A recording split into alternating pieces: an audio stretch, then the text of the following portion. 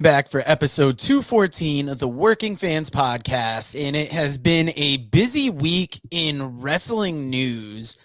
Dave, have you been paying attention to the whole news around the TKO?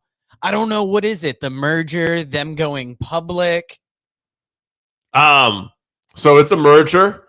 That's what it is. You know, they went public. They're a publicly traded company.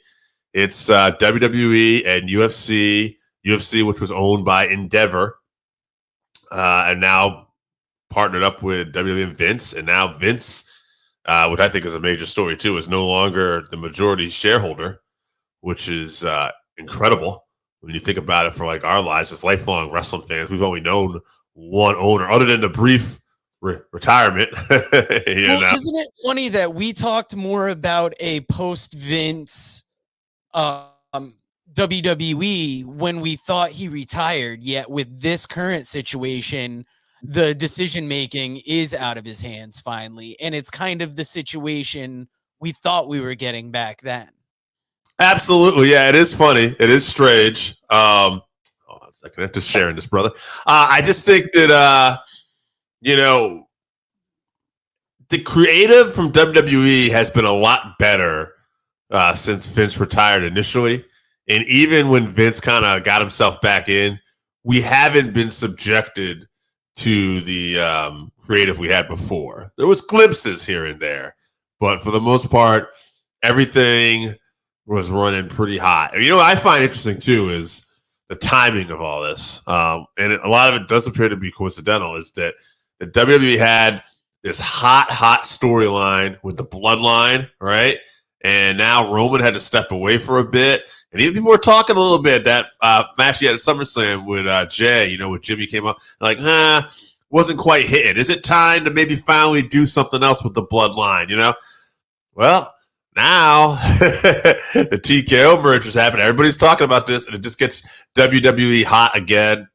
SmackDown last night, we'll talk about that later, how hot that was good. But just to get into this merger a little bit, and some of the ideas I've heard, and just a thought that I have that I've talked about in the past. Real quick, before we get into this, next week, you and AJ, since AJ's not able to be here this week, you guys are going to talk about the top 3-4 things you want to see from the whole TKO merger. And today we're just kind of, reporting on what it is right now, and I'll give my 2 cents about it as well. Okay.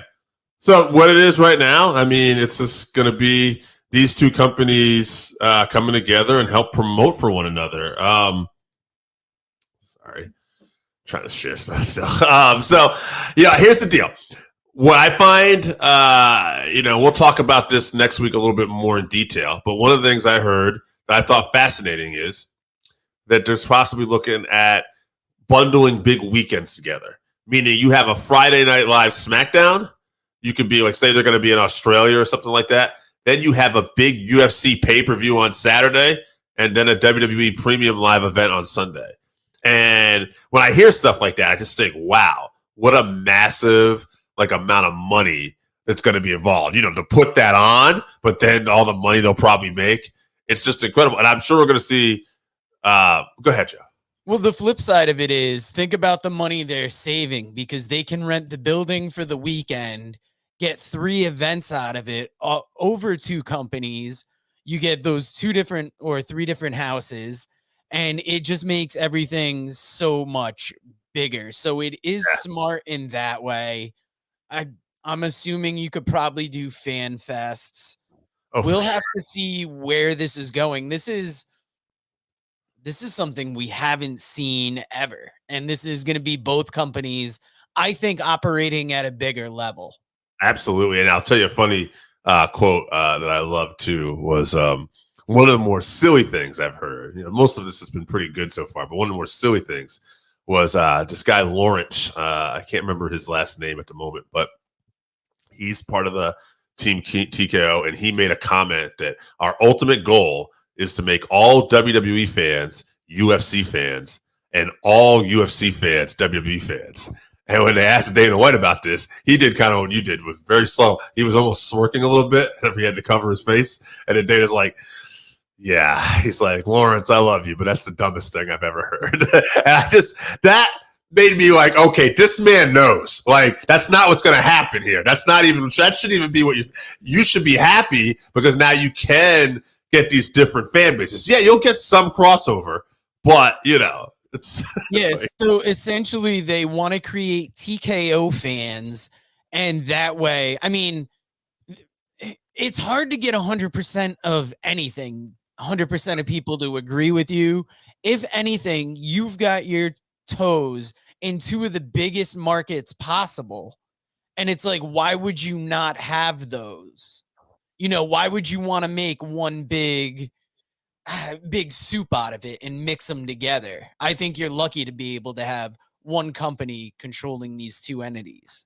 Yeah, and nice to see that somebody like Dana is not afraid just to come out and say, like, no, that's not going to happen. We're going to do what we will well, and this will be big from a business standpoint. But what did you think about the look of the belt that they had at that stock opening? I don't recall it. I'd have to go back and take a look. I was going to try and get a picture of it up. It didn't look great, and I'm not big on like these colors of this logo. This looks very WWE-ish.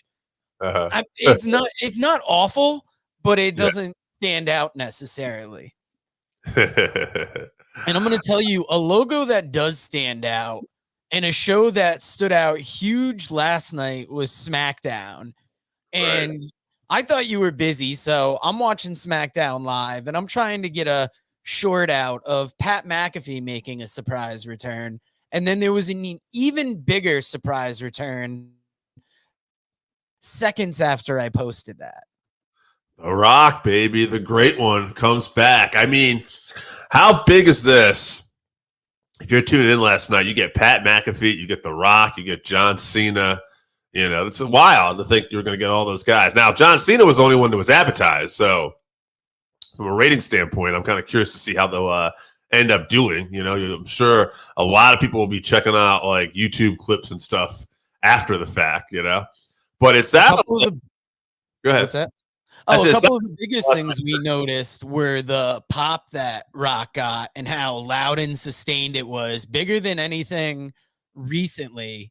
And then the way that they were just making the censors work overtime. Yes. And at one point, I'm like, this is just terrible television, but you can tell they're having fun out there. So it was kind of like a fine balance. It was fun. Yeah. I mean, from, right. How do I word this? If this was just your regular old show, you wouldn't want that much like, dead air. But since it's such a moment, it kind of went with the moment, like he's creating this moment. And I think it went better than even he thought it did. Like when he said that they were going to do this crowd's going to chant and this one's going to chant an asshole. I think he thought, okay, I'll get one or two. And I think Pat over there helping along, doing this and this, it really just kept it going. And like he couldn't believe it. And they were. You had two major personalities in there, and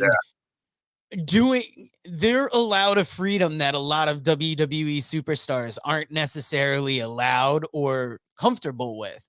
The Rock's been doing this for years. Pat doesn't seem to care. So it was that perfect mix and the excitement that just popped it off. And this was notable because we're going to get to it in the next segment, but I heard rumors that after TKO, it's just funny that after TKO was formed, and we've heard for all these years that Rock can't get in the ring, Rock can't do this and that because of movies or whatever, that he's able to do what he does on SmackDown. And it's got to make you wonder, is that because of the merger? Is that because of timing? What is it? Well, I want to talk about that. Why don't we lead into that segment then, brother? Because we can get right into that.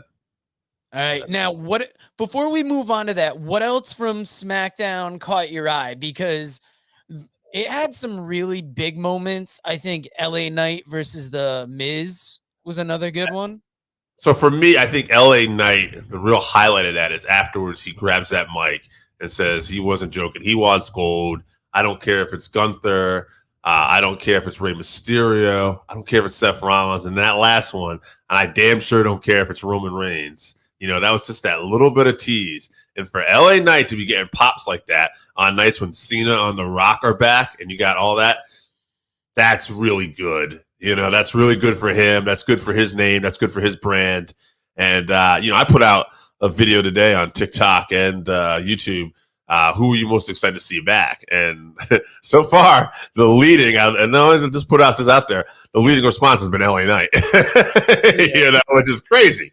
I would have liked to have seen some interplay with him and The Rock, but seeing The Rock and Cena backstage, I think kind of made up for that. It was a good, interaction. And one other thing to say too, as far as SmackDown last night, I enjoyed too. The very end, John Cena on Grayson Waller effect. He gets into it with Jimmy Uso. Then here comes Solo Sikoa. And they're gonna jump him, and then there's still that they haven't confirmed that Jimmy and Solo are back yet. And he kind of ignores Jimmy and he starts beating up on John. But then AJ Styles makes a save. I love that John Cena and AJ Styles are like a team at the end of this. But I also loved that there was that little face-off with Solo and John Cena, maybe hinting, okay, that could be another mega match we could do down the road. Yeah, it was great to have that SmackDown coming out of it. Great to have The Rock return. But you wanted to talk about something because of, rumors or discussion that you've heard. Yeah, well, I was on the Pat McAfee show. Pat had him on yesterday, and Rock basically talked about how he was confirmed. He was locked in for WrestleMania 39, and they started this conversation back in 2022. All right, the beginning of 2022, which is fascinating because if you look at that, then if they were going to do that, then the plan for Cody Rhodes to always be at WrestleMania 39 is probably not true. And the way Rock worded it was that basically they wanted to do something that was historic, something that had never been done before. And, they would get creatively get involved, and, him and Vince would get together. And as time went on last year, they just couldn't quite figure out what that was that they wanted. And they said they knew they had a merger coming up by this time and WrestleMania 39, and they knew WrestleMania 40 was on the horizon. And Pat said, is that a possibility? And Rock said, it's a possibility. That's all I'm saying. So he's not confirming that, but isn't it ironic that Pat and Rock end up having this show? Rock was on there, and Pat says Rock had texted him literally like the day before, do you have room for me on the show? Which Pat laughs. He's like, I think I speak for everybody on every show that we have room for you. So they get on there, and then they end up going to SmackDown. So it really makes me wonder, and all the back and forths going on, like we said in our last segment with TKO merging now Rock and Pat on here. Do we get The Rock at WrestleMania versus Roman Reigns? And it's Rock versus Roman at 40. And I'll tell you why. If we do, I like it because it's another way Roman can win, and it can keep that story. People are going to get mad at this, but you keep that story going just a little bit longer. But then by the time maybe next year's WrestleMania or a little before that, Roman has surpassed Hogan's length of that one single reign. And now you can still do Roman versus Cody, and Cody beating Roman is even bigger at that point. So I think there's a plus side. My idea originally was bring Rock back before, and I'd love to see Rock and Stone Cold finish their careers off against each other at WrestleMania 40 with one more match. Oh, that would be nice. Now, I wouldn't have thought a Rock match would have been possible at WrestleMania before last night. Now that we saw that physicality in the ring, it's clear he can go. They can, if they need to, they can have some kind of workaround in the match. I think they will get it together. I don't think they want to announce it too soon. Maybe we see some interaction in the Royal Rumble, and that's our first indication. But I'm interested to see where they build it going forward. And what's fascinating about this, too, is if we do get Rock and Roman, what's going to happen with some of these other top talents? What matches will a Cody Rhodes get? What will a Seth Rollins get? What will happen with a Gunther, who is still now the longest reigning Intercontinental Champion of all time? And, so there's a lot of good talent. For the first time in a long time, we could say that WWE has credibly built. 100%. Now, AJ is not here this week because he's having some hard times, but you know what he's also having to try and pick him up out of a rut? Dubby. Use code FANSWORKING at dubby.gg for 10% off your order, and you can be as jacked up as AJ will be when they bring home that new puppy yesterday. So, I mean, Dave, we're moving into the co-main event of subjects we're going to talk about today. And we had an idea of what we wanted to talk about going into this, but motherfuckers can't keep their mouths shut when talking about spoiler results. And we had heard reports that Jade Cargill may be going to WWE. Now, first of all, what do you think about her leaving AEW? I think if like somebody's going to leave AEW, Jade is possibly got one of the bigger upsides because Jade's look, the way she could be promoted by WWE, somebody of her stature, it's still fresh. She's coming off a great run in AEW. She only lost 2 matches the whole time she was there. She was built up like a phenom. So she's got momentum. And honestly, you think about it. If she comes out there and just starts beating people up, you got Rock and Roman possibly at 40. Jade versus Rhea Ripley, Jade versus Charlotte Flair. There's big time matches waiting for her. And if you're Jade Cargill, this is the best time to jump over.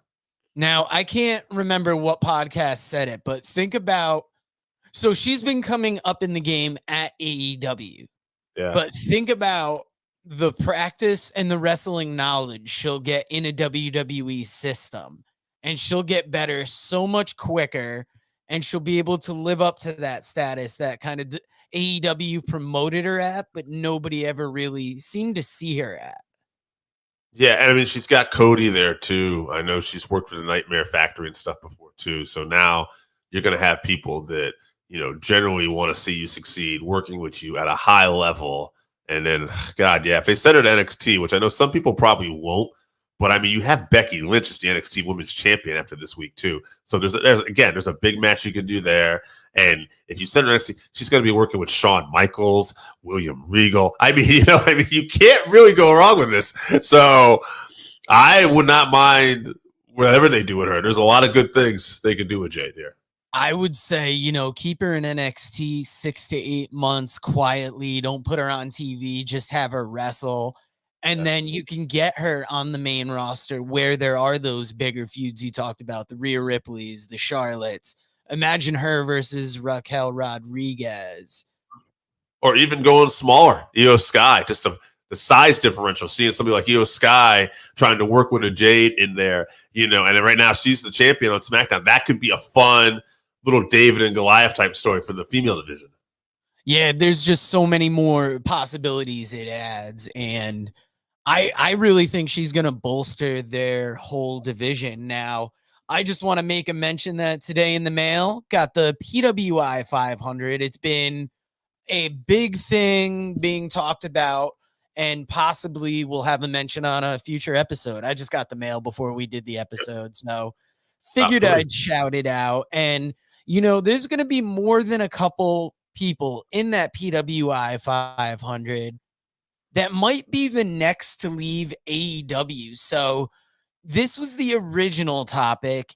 And when we were talking before the show, Dave, you said Jade was probably the top pick you had as somebody that you saw leaving. Yeah, absolutely.